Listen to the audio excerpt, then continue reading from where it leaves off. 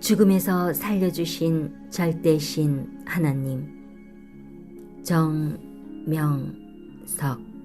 단병에 걸려 죽었다 살아난 이야기 2. 어머니는 이 얘기를 나에게 여러 번을 자세히 해주셨다. 단병에 걸려 내가 죽게 되었을 때 외할머니가 찾아오셨다는 이야기도 해주셨는데 그것도 잊지 않고 있었다. 세월이 흘러 19세가 되던 해 외할머니께서 병으로 쓰러져 누워 계시다는 소식을 어머니 통해 전해 들었다. 나는 외갓집에 다녀오신 어머니께 외할머니 건강은 좀 어떠세요?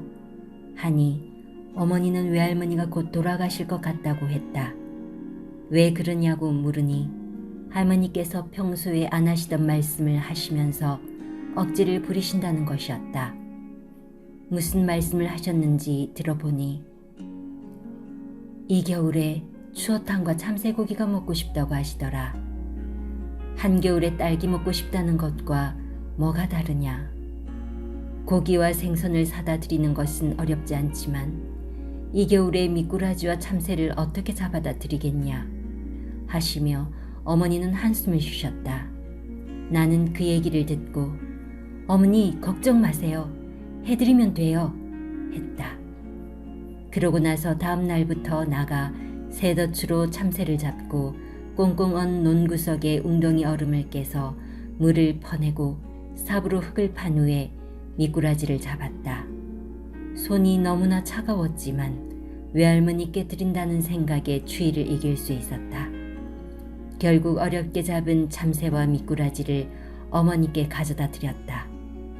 어머니는 깜짝 놀라시면서 이걸 어떻게 잡았냐 하며 뜰 듯이 좋아하셨다. 어머니는 정성스럽게 추어탕을 끓이고 참새를 구워서 나와 함께 외갓집으로 갔다. 외할머니께서는 내 손을 꼭 잡으시며 참으로 신통방통하다. 너는 어떻게 참새를 잡아올 생각을 했냐 하시며 기뻐하셨다. 그리고 이어서 말씀하시길 내가 참새고기를 먹고 싶었지만 며느리한테 이 이야기를 하겠냐, 아들한테 하겠냐, 손주한테 하겠냐. 그런 소리 하면 누막나서 하는 말이라고 하지. 그런 얘기 편하게 할 사람이 딸밖에 더 있겠냐. 그래서 말은 했는데 말해놓고도 실제 먹을 거라는 생각은 조금도 안 했다. 그런데 생각지도 않은 외손자가 잡아온 참새고기를 먹게 됐으니 이제 여한이 없다. 이제 더 먹을 음식이 없어 하셨다. 이때 어머니는 나를 보고 눈물을 글썽이며 이것은 황소 한 마리보다 크다. 고맙다 하셨다. 그리고 속마음을 얘기하시길 너희 외할머니는 내가 이곳으로 시집와서 가난하게 사는 것을 보시고 우리 집을 많이 도와주셨다. 외할머니께 받은 은혜가 하늘같이 높고 바다같이 깊은데 아직도 잘 사는 걸 보여드리지 못하고 마음만 아프게 해드렸어. 그런데 오늘 너 때문에 조금이라도 은혜를 갚게 됐으니 마음이 편하다 하시면서 흐르는 눈물을 닦으셨다. 하나님은 갓난아기인 내가 단병에 걸려 죽게 되었을 때 외할머니가 오셔서 살펴주신 것을 기억하사 훗날 이렇게 할머니가 원하는 것을 나로 하여금 해드리게 하신 것이다. 또 한 가지는 외할머니가 돌아가실 날이 머지않았을 때 하나님을 믿게 해드린 일이다. 할머니는 그때 이방신을 믿고 있었다.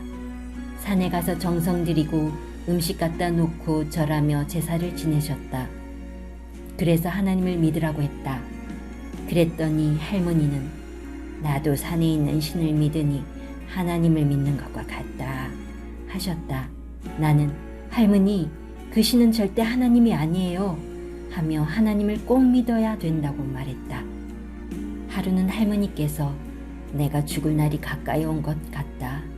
저승사자들 몇 명이 와서 나를 데려간다고 하며 집 근처에서 서성거린다 하셨다. 외할머니는 산에 가서 정성을 많이 들여서 환상도 잘 보고 영들도 잘 보셨다. 내가 할머니께 말하기를 할머니가 하나님을 안 믿으니까 나쁜 영들이 와서 나쁜 나라로 데려가려고 하는 거예요. 했다. 그랬더니 할머니가 하나님은 어떻게 믿는 거냐 하시기에 하나님을 부르며 내가 얘기하는 예수님을 믿으세요. 예수님이 구세주예요. 라고 말씀드렸다. 그리고 매일 하나님을 부르면서 하나님을 믿겠다고 고백하세요. 했다.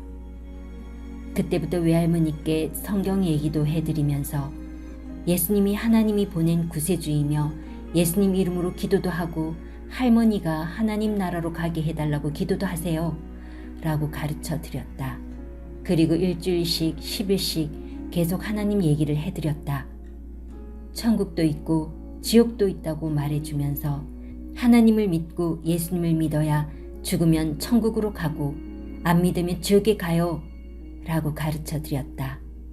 그랬더니 할머니가 어느새 나에게 몸이 뜨겁고 가슴이 뜨거워지면서 그동안 내가 하나님을 안 믿은 것이 죄라고 생각되어 잘못했다고 기도를 했다. 라고 말씀하셨다. 성령이 함께하여 성령의 불을 받은 것이다. 그 후부터는 죽음의 저승사자가 안 보이고 하얀 옷을 입은 자들이 왔다고 하셨다. 그래서 내가 그들이 천사예요. 라고 가르쳐 드렸다. 이렇게 하여 외할머니는 병석에 누워서 하나님을 믿고 예수님을 믿고 짧은 시간 동안 신앙생활을 하시다가 돌아가셨다. 결국 구원을 받으신 것이다. 어머니가 외할머니를 전도하려고 그렇게 신앙 얘기를 많이 했어도 힘들었다고 하셨는데 내가 병간호하면서 이때가 기회라고 생각하고 전도한 것이다. 이에 어머니는 소원을 이뤘다고 그렇게도 좋아하셨다. 사람은 죽기 전이 그렇게도 중요한 것이다. 영을 살려주면 영원히 살기 때문이다. 내가 단병에 걸려 죽게 되었을 때 외할머니가 와서 어머니를 도와주고 함께 해주셨던 은혜도 할머니가 돌아가시기 전에 구원받게 함으로써 이때 갚은 것이다. 어머니는 늘 나에게 이 말씀을 하셨다. 너 죽었을 때 네 외할머니가 와서 나를 위로해주고 내가 포기하지 못하고 죽은 너를 껴안고 있을 때 같이 슬퍼하면서 도와주시더니 너는 외할머니가 돌아가시기 전에 구원받게 하여 그 은혜를 갚아주었다 하셨다. 병에는 사탄이 끼어 있어 죽음으로 끌고 간다. 사탄은 이미 내가 크면 하나님의 사명을 받고 구원의 사명을 할 줄 알았기에 어린 내 생명을 죽음으로 끌고 가려 한 것이다. 그러나 생명은 하나님이 주관하시니 생명을 빼앗아 가지는 못한다. 그러므로 하나님이 내 생명을 살리시고 어머니를 도와 사는 길을 주셔서 내가 살게 된 것이다. 예수님 때를 봐도 예수님이 태어나자 바로 죽음이 닥쳐서 살 길이 없었다. 헤로드 왕이 마병을 보내서 죽이려 할 때 그때 놔뒀으면 죽었는데 하나님이 요셉에게 미리 계시해 주어 애굽으로 피하게 하셨다. 그래서 죽지 않고 살았던 것이다. 이와 같이 이 시대도 내가 커서 하나님의 사명자로 쓰일 것을 사탄이 이미 알고 태어난 지 6개월 된 아기를 병으로 치고 죽음으로 끌고 갔다. 그러나 생명을 주관하시는 하나님은 뜻이 있으니 다시 살려주셨다. 인간이 다 끝났다고 포기했을지라도 하나님은 다시 모정에 의해 사랑을 느끼게 하여 성령의 감동으로 죽은 시체를 다시 들여다보게 하셨다. 인간은 포기하고 끝났어도 전지전능하신 하나님은 성령과 함께 계획적으로 행하셔서 하나님이 죽은 아이의 눈을 뜨게 해서 살리신 모습을 어머니에게 보게 하신 것이다. 이는 하나님과 성령님이 지켜보시면서 어머니 통해 행하신 일이다. 인간의 모든 생각과 행위가 끝난 다음에 하나님은 그제야 시작하시는 전지전능의 존재자이시다. 그래서 인간의 힘과 능력, 약이나 의학으로는 끝났는데 하나님은 생후 6개월 만에 죽은 어린아이에게 3일 동안 역사하시어 3일 만에 살리신 것이다. 기적이요 표적이다. 이러한 불가능한 상황에서 결국 살리신 전지전능하신 하나님과 성령님이시다. 지금까지 인생을 사는 동안 하나님께 수시로 기도하며 어렸을 때 죽음에서 살려주셔서 고맙다고 감사하다고 말한다. 그럴 때마다 하나님도 성령님도 내가 죽음에서 살려주었다. 내가 너를 살려주었듯이 너도 사람들을 살려줘라.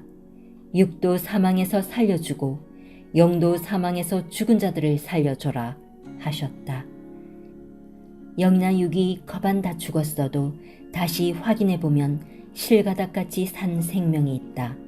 이들을 위해 기도하고 행하면 하나님이 함께하사 살려주신다고 하셨다. 영이 사망에서 죽었다는 것은 죄를 짓고 죽었거나 하나님을 믿지 아니하고 죽었다는 것이다. 고로 하나님을 믿게 해줘서 살려주고 회개시켜 용서받고 죄에서 벗어나 살게 해주는 것이다.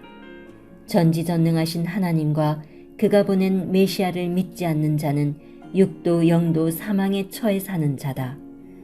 곧 육은 세상의 모든 고통의 세계에서 살고 그렇게 살다 그대로 죽으면 영도 지옥이나 흑암의 세계로 가서 영원히 살게 된다. 그러나 하나님과 그가 보낸 메시아를 믿고 살면 영원히 황금 천국에서 살게 된다. 나는 어렸을 때 어머니로부터 이 죽음에 대한 이야기를 듣고 지금의 잔디 광장으로 올라가다 우측 골짜기를 보기만 하면 내가 아기 때 죽었으면 저기에 묻혔겠다 하고 생각하면 늘 하나님께 감사했다. 지금까지도 그때를 잊지 않고 모든 섭리 사람들에게 얘기해 주어 모두 나와 같이 하나님, 성령님, 성자께 이야기하면서 고마워하고 감사한다.